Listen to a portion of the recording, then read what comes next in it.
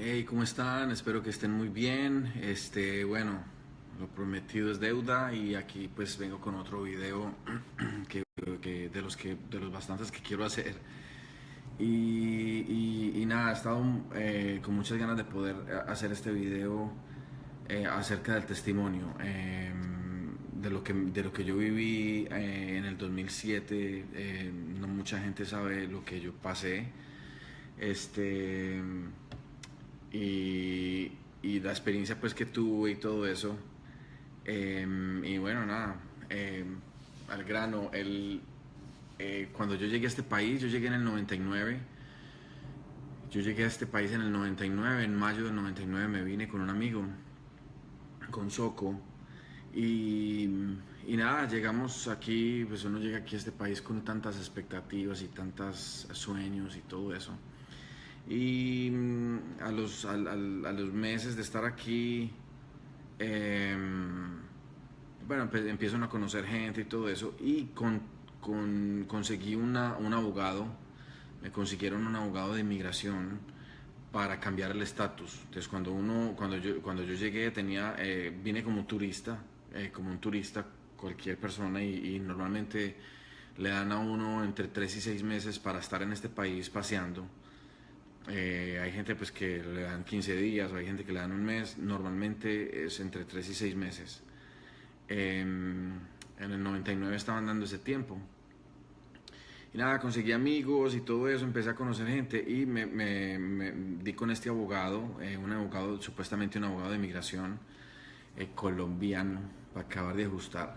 Eh, entonces nada, uno pues es más confiado todavía, ¿no? O sea, un paisano de uno y le va a ayudar a uno pues con el cambio de estatus, con los papeles y todo eso.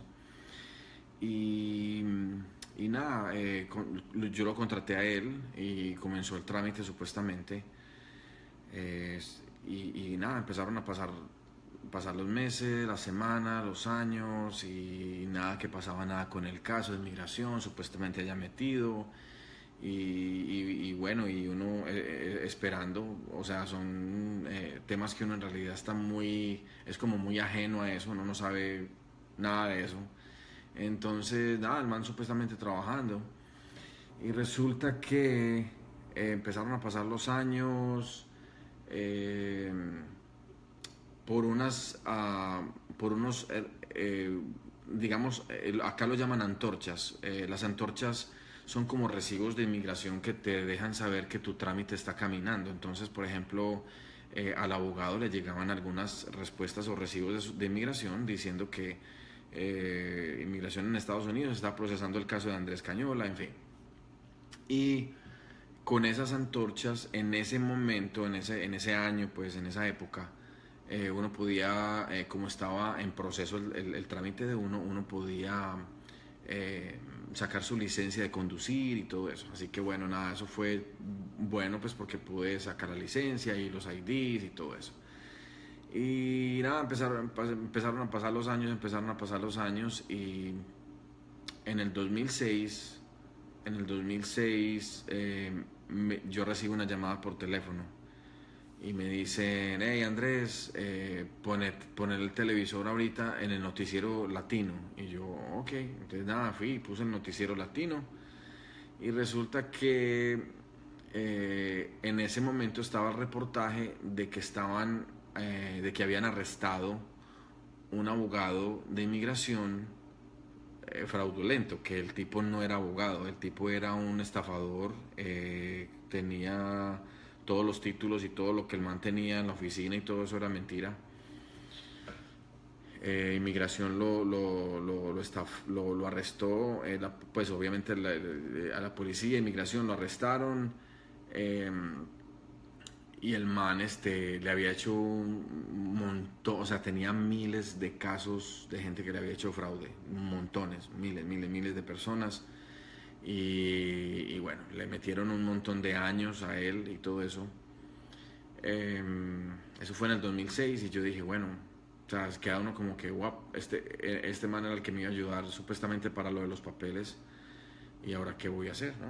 Pero bueno, nada, yo ya estaba muy metido en las cosas del Señor, en la iglesia y todo eso. Y nada, yo eh, pensaba, Señor, tú algo vas a hacer, o sea, yo sé que tú tienes un propósito con cada cosa y voy a seguir confiando. Igual uno pues siente nervios y nada, pero le toca seguir viviendo, ¿no? Entonces eso fue en el 2006.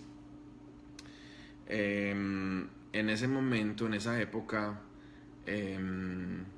yo estaba bien constante en la iglesia y ayudando con la banda, con la música y todo eso. Eh, y conocí en ese momento a la que es ahorita mi esposa. Y nada, estábamos conversando todo y todo eso.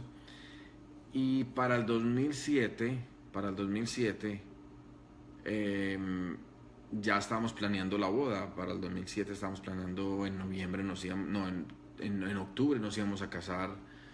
Eh, y bueno, nada, todos los planes iban súper bien y todo. Eh, y a mí el 31 de julio, un martes 31 de julio en el 2007, yo estaba viviendo en Miami, en un barrio que se llama Miami Lakes, es arriba de Hialeah, al norte de Hialeah. Eh, yo estaba en mi casa dormido un martes a las 4 de la mañana, 4 y media de la mañana. Y, y nada, yo estaba solo en mi casa y tocan la puerta. Obviamente está súper oscuro y todo eso, y yo me asomo por la ventana y, un montón de agentes del ICE, de inmigración, de policías, carros de policía ahí afuera. Y yo dije, wow, ¿qué pasó aquí? Y nada, yo, al que nada de nada teme, yo no sé, o sea, no me acuerdo de haber ahorcado a nadie. Entonces, nada, abrí la puerta y cuando uno abre la puerta, eso te alumbra en la cara y es a lo película, eso fue increíble. Y nada, lo primero que me dice el oficial es, estamos buscando a Andrés Cañola. Y yo le dije, bueno, yo soy Andrés Cañola. Y me dice, necesitamos hablar con usted porque usted tiene una orden de deportación. Y yo le dije, ¿una orden de deportación? No, ok. Entonces nada, yo, qué más iba a hacer? Yo abrí la puerta de la casa, que entren bien puedan, se sientan, me explican bien, ¿qué más va a hacer uno ahí? Escaparse, no creo. este... Y nada, entraron todos los agentes, ellos revisan todas partes para que uno no se vaya a escapar y revisan si hay caletas, si hay más gente, en fin, yo estaba solo en mi casa. Y nada, el man me dijo, te tenemos que arrestar ahora y tienes que venir con nosotros, puedes coger tu billetera y todo y tienes que venir con nosotros. Y yo, ok, no hay problema. Yo le dije, hey, ¿me puedo al menos cambiar? O sea, y dice, sí, cámbiate. Entonces, me cambié, en fin. Cuando ya salí de mi casa, del apartamento, me ponen las esposas de una. Me ponen las esposas ahí mismo. En ese momento estaba muy oscuro todavía. Me dejaron afuera un rato, esposado al lado del carro. Entonces, los vecinos, todo el mundo mirando, dijeron, claro, cara de delincuente tenía el latinito pero bueno, ni modo. Y nada, ese día empezó a amanecer, yo todavía ahí afuera. Y nada, me llevaron para los edificios de inmigración en Miami a hacerle como el booking a uno, o sea, como para registrar lo que arrestaron a uno más, en fin. Y empieza el proceso de deportación. Entonces, la orden de deportación en contra mía llegó porque, como al abogado lo habían arrestado, a él le mandaron una cita para que fuera con su cliente, que era yo, a la corte para discutir el caso. Y obviamente esa carta ni él la recibió porque estaba en la cárcel, ni yo la recibí porque no tenía idea, pues. Y entonces nada, me arrestaron, me llevaron a una cárcel, después me llevaron a una cárcel de inmigración que queda en Pompano Beach, en Florida.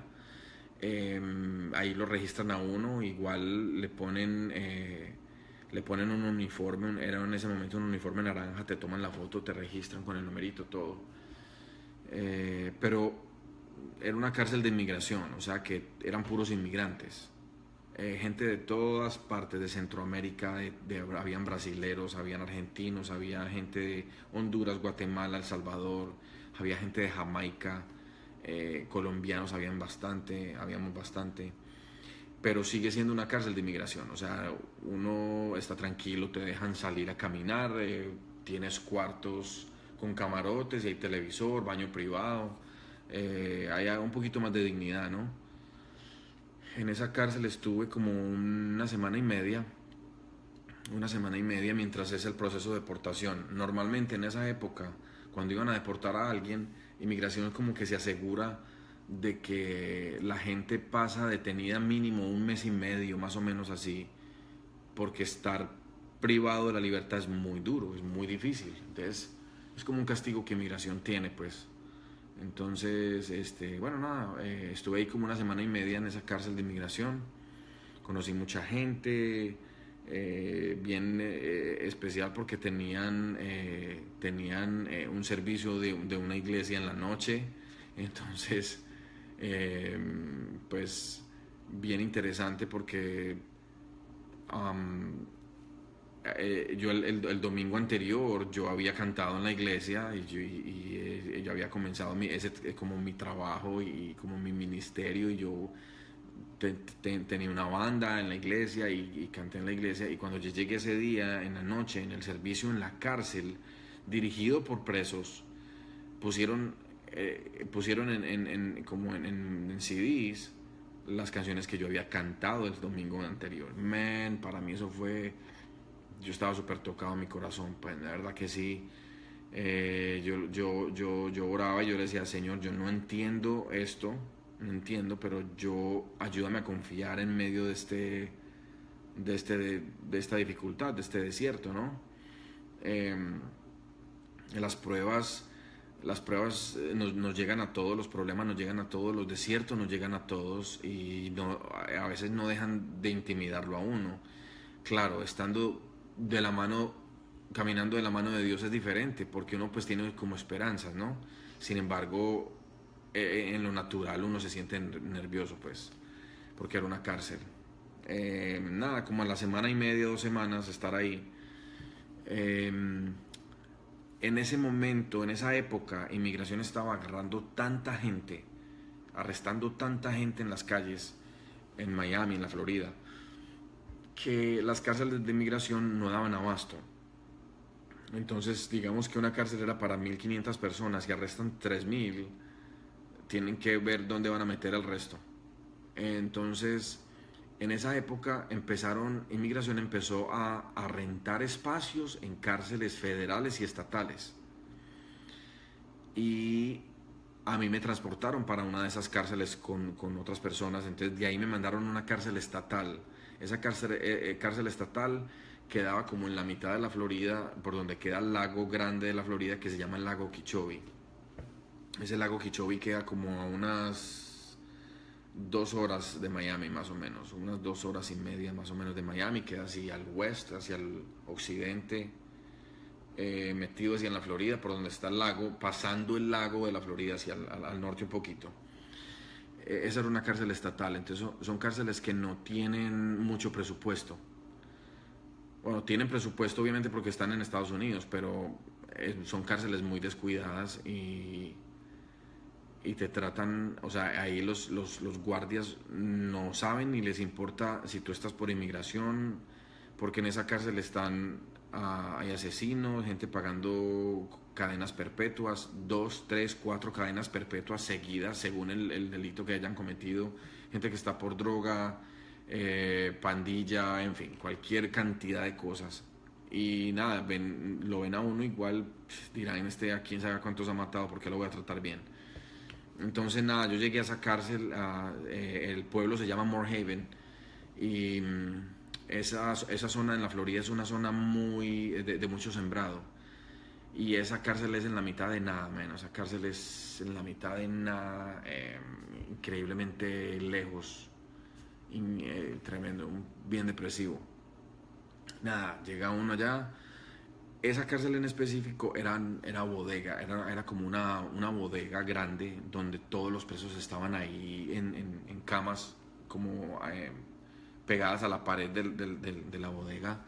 En cada bodega supuestamente podían meter como 60 personas y éramos como 95, estábamos hacinados, a mí me tocó dormir en el piso, a uno le dan una colchoneta y te dan una almohada y tu toalla, cosas así de aseo personal.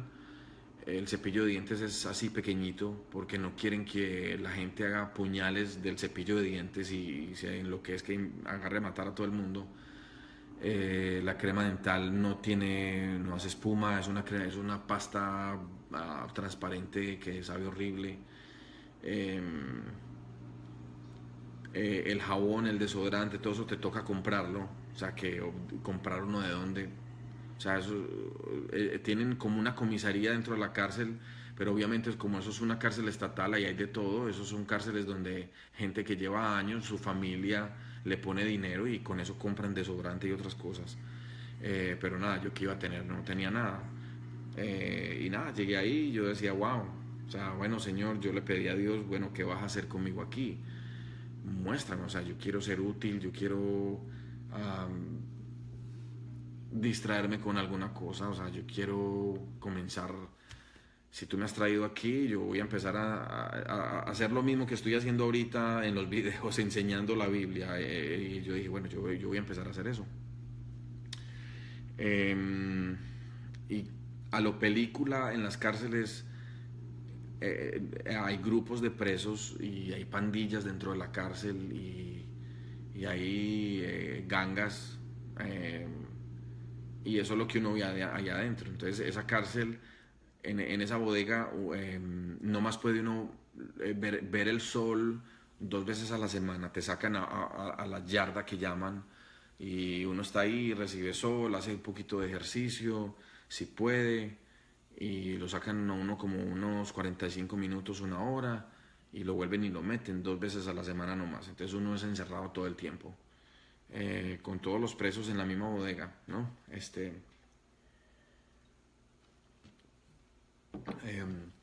Yo entré al lugar como a las 3 de la mañana y al otro día, yo no pude dormir, nada. Y bueno, yo orando, pidiéndole a Dios, bueno, dame una señal, o sea, yo quiero saber qué voy a estar haciendo aquí y dime qué tengo que hacer. Yo que estoy orando eso, callado ahí, sentado en el piso, y uno de los pandilleros que más escándalo hacía, ahí estaban gritando y haciendo un montón de cosas y riéndose, bueno, en fin, ahí haciendo un escándalo. Uno de los pandilleros lleno de tatuajes, con tatuajes de lágrimas en sus ojos, que eso normalmente significa la gente que ellos se han llevado, los asesinatos que han cometido. Uno de ellos se viene para donde mí, entonces yo lo estoy mirando, entonces yo me doy cuenta que el man se viene caminando y yo me quedo mirándolo a ver qué es lo que él va a hacer, y yo, bueno, Señor, si nos vamos a ver pronto ya va a ser ya, porque este man aquí me va a acabar a mí. Entonces, nada, yo estaba mirando al man, mirándolo, y el man venía caminando y se paró por lo menos a unos 4 metros de mí. Se paró como unos 4 metros de mí. Y el man me dice, hey, discúlpeme, hermano, ¿puedo hablar con usted un momento? Y yo le dije, claro, man, ven, siéntese, tranquilo. Era un man, creo que era de El Salvador. Y se me presentó formal, el man, formal, y me dice, hermano, me dijeron que usted dirigía un grupo de oración en la otra cárcel. ¿Usted cree que puede orar por nosotros? Me dice el man, ¿usted cree que puede orar por nosotros? Y yo, claro, hermano, o sea, de una, para eso estamos aquí, y de una, consiga a la gente, empezamos de una vez a orar, le digo yo. Increíble, increíble, o sea, fue increíble la respuesta de Dios de una, ¿ok? Entonces el man me dice, listo, yo voy a hablar con los muchachos, en fin, y hablamos. Entonces, al momentico fue una de las comidas, creo que fue el desayuno, que lo sirven súper temprano. Uno tiene que hacer la fila y la comida es horrible. O sea, en la cárcel te dan comida no para alimentarte, sino para que uno no se muera. Entonces, nada, yo me acuerdo que comimos y yo fui, cogí la Biblia y esperé a que el man me indicara cuándo y en qué momento. Y el man fue llegando y me dice, bueno, vamos a reunirnos aquí arriba en las escalas. Entonces salí, nos juntamos varios y fue increíble porque eran montones de manes que lo seguían a él porque era uno de los pandilleros que estaban ahí. Entonces lo seguía un montón de gente y vinieron aquí, nos reunimos, estuvimos ahí, nos reunimos. Y nada, yo empecé a hablar de Dios, de la Biblia, y empecé a explicarles que, bueno, nada, todo, o sea, Dios tiene un propósito, estamos aquí, y oré por ellos y todo eso, y esa misma dinámica, en esa cárcel estuve un mes, eh, y yo les dije, bueno, vamos a hacer esto 3 veces al día, y los manes listos, manes felices. Teníamos reuniones en la mañana, en la tarde y como una enseñanza más profunda en la noche. Fue genial. Man, de verdad que el compañerismo que uno vive en la cárcel es una cosa impresionante. O sea, de verdad que hay como lo que se vive como en las pandillas, que mucha gente busca las pandillas porque no tuvieron nada en la familia y no tuvieron un padre, una madre, y en las pandillas tienen como ese compañerismo y ese amor, digámoslo así. Y fue increíble, de verdad que sí. En esa cárcel habían 90 personas, 94 personas, y en las reuniones que teníamos nosotros de estudiar la Biblia, llegamos a ser 45. La primera vez que nos reunimos 45 personas, se entraron todos los guardias, obviamente armados y todo, porque pensaban que había una pelea, y eso lo tienen en muchas cárceles. eh, eh, los guardias no vienen a separar la pelea, a coger los presos, a separarlos, no, ellos en muchas cárceles tienen de una vez autoridad para disparar, porque ellos no quieren exponer a la gente. Y ahí mismo todo el mundo, entraron los policías y todo el mundo, hey, no, no, no, estamos estudiando la Biblia, no hay problema, estamos orando. Bueno, en fin, se dieron cuenta que teníamos esas reuniones, fue increíble. Ahí estuve un mes, después ahí me mandaron para una cárcel, una vez más me transportaron para una cárcel en Miami. Esa cárcel se llama Chrome, esa cárcel queda en la calle 8 en Miami, esa cárcel es federal, o sea que hay otro tipo de fondos del gobierno para esa cárcel, hay mucho más dinero, la cárcel es de mejor calidad, la comida es mejor. Y nada, en esa cárcel estuve también y conocí colombianos, gente de Venezuela, de todo, y bueno, tenía reuniones con ellos también y de aprender la palabra y todo eso. Ahí estuve como una semana y pico, una semana y media, 2 semanitas más o menos. Después me volvieron a trasladar para la primera cárcel donde estuve en inmigración, en Pompano Beach. Estuve ahí y, y, y, y bueno, estuve ahí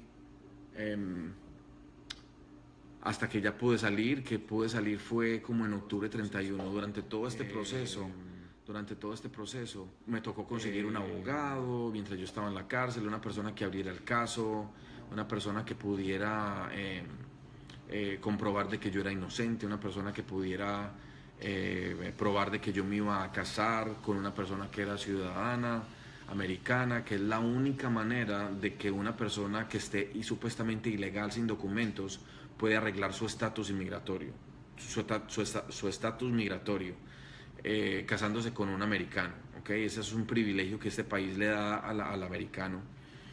Y, y entonces, claro, los abogados estaban probando todo eso. Y durante todo esto que yo estaba viviendo, todo ese proceso se estaba pasando en ese momento. Ya para octubre, uno de los jueces me dieron la oportunidad de presentar el caso mío de inmigración con mis abogados que ya había contratado al juez. Y, y el juez pues escuchó todo y vio los papeles, me preguntó un montón de cosas, me preguntó si yo había pagado taxes, si yo había cometido algún delito, un montón de cosas que ellos ponen en la balanza, porque si uno tiene pues arrestos de otra cosa no te van a dejar en este país. Y, y nada, o sea, fue tremendo porque me arrestaron el julio 31 y salí el 31 de octubre. La experiencia humanamente fue súper difícil, lo más difícil que yo he pasado en mi vida, pero espiritualmente fue lo mejor porque fue una preparación increíble, de confianza en Dios. En todo este tiempo, en todo este tiempo, en los momentos que yo tenía de oración y de buscar de Dios y todo eso, hay un verso que lo voy a leer enseguida, hay un verso que me mantuvo, que me daba esperanza. Era un verso al cual yo me aferré y yo dije, bueno, si tú dices, Señor, esto en tu palabra, yo lo voy a creer, yo me voy a aferrar a él, yo voy a ser terco con eso, yo voy a creerlo, yo voy a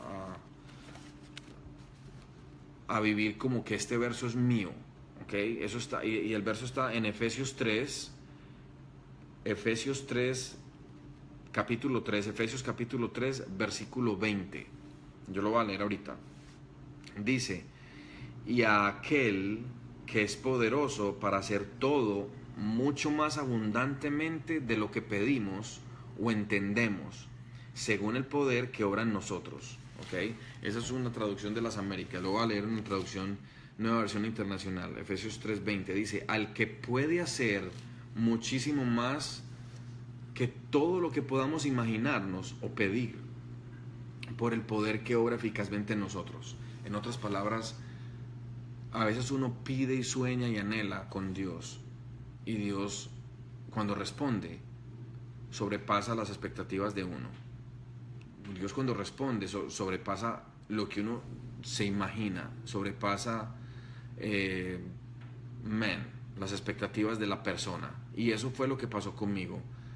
¿Por qué? Porque a mí me iban a deportar para Colombia. El 6 de septiembre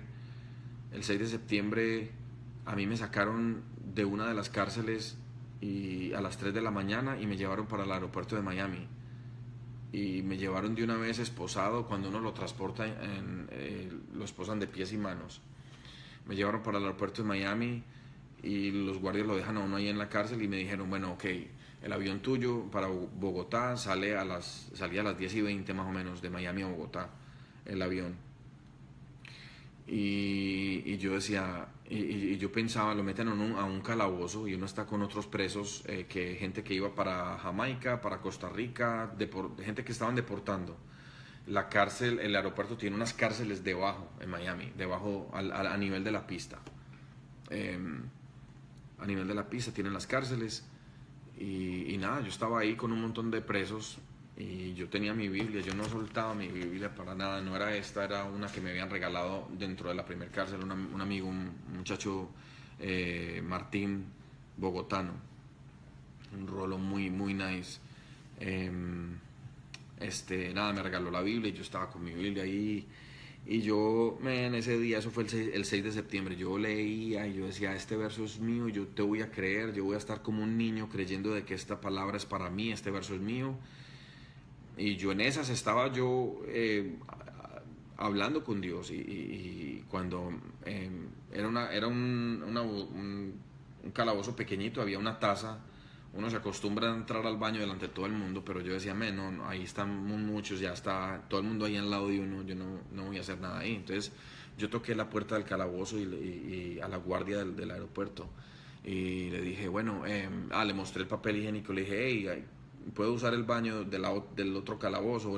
Entonces me dice, sí, un momento. Entonces me dejaron ir al baño. Cuando me abrió la puerta, ella me dice, hey, ¿usted es Andrés Cañola? Y yo le dije, sí, yo soy Andrés Cañola. Y me dice, usted no va a viajar hoy. Yo me quedé. Yo nomás le dije, oh, ok, no le dije nada más. O sea, yo no me iba a poner a preguntarle, pero ¿por qué no me van a mandar? Olvídese. Yo dije, no voy a viajar, ya suficiente. Yo sentí como vergüenza por las veces que yo había dudado de Dios en esos 3 meses. Yo sentí vergüenza y le pedí perdón a Dios, porque somos muy incrédulos a veces y Dios nos da promesas y uno dice, sí, pero esto dice aquí, pero ¿y si pasa esto, si pasa lo otro, si pasa cualquier cosa? Pero Dios es fiel a su palabra. Entonces fui al otro calabozo, de verdad que yo estaba súper contento. cuando ya me quedé ahí en el otro calabozo solo y leyendo y todo eso y estando ahí y en esas llegó el guardia que me llevó de la cárcel al aeropuerto. Llegó el guardia, estaba más contento que yo ese man. Y me dice, hey, vamos otra vez de vuelta para la cárcel. Y yo nunca había estado tan contento de volver a la cárcel, porque ya no me habían deportado, ya me iban a devolver, yo ya me quedé en este país. Y para mí eso era lo que yo quería, ¿no? Fue tremendo. Yo salí de la cárcel como el mes y medio después, el octubre 31. Cuando salí de la cárcel fue tremendo. Yo salí un miércoles, mi familia viajó a Estados Unidos de Colombia el viernes y yo me casé el domingo. Ese mismo domingo me casé de una vez, porque una de las condiciones del juez era que como yo ya tenía mi matrimonio listo y pendiente con la que iba a ser mi esposa, que era ciudadana americana, yo tenía que organizar el estatus migratorio, el estatus legal de una. Y fue tremendo, o sea, fue tremendo. Mi familia vino el viernes, yo me casé el domingo. Al mes me vine a vivir aquí donde vivo ahorita en la Florida, en West Palm Beach. Y fue una prueba muy dura, humanamente, como lo dije ahorita, fue una prueba muy dura, pero espiritualmente fue de verdad lo mejor que me ha pasado, porque pude experimentar en medio de la prueba, del desierto, del dolor, de la angustia, pude experimentar la mano de Dios conmigo todo el tiempo. En una cárcel donde me tocó ver gente apuñalando a la otra, donde me tocó ver una persona que se quería ahorcar y los guardias llegaron a impedir eso, donde me tocó ver como la realidad de lo que se vive dentro de una cárcel, que eso es duro, eso es difícil. La gente pierde la esperanza, la gente se mata, o sea, la gente dentro de una cárcel se mata, se quiere quitar la vida, porque lo peor que puede vivir un ser humano es que le quiten la libertad. Así que me tocó experimentar muchas cosas, pero una vez más Dios metió su mano y fue la mejor experiencia que yo he podido vivir. Eso fue en el 2007. Ya estamos 10 años de eso. Y bueno, nada, fue especial.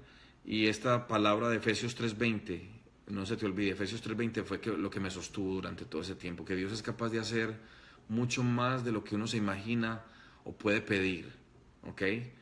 Así que nada, ahí te dejo este testimonio. Espero pues que te sirva de esperanza, de aliento y de entender de que Dios es fiel a uno en los momentos difíciles, en los momentos de prueba. Y Dios lo permite porque quiere sacar lo mejor de uno, ¿ok? Lo está puliendo a uno. Así que bueno, chéverísimo, muchas gracias por el tiempo y estamos en contacto. Yo voy a seguir subiendo otros videos acerca de otros temas que son bien relevantes de la palabra de Dios. Así que bueno, Dios te bendiga. Bye bye. Chao.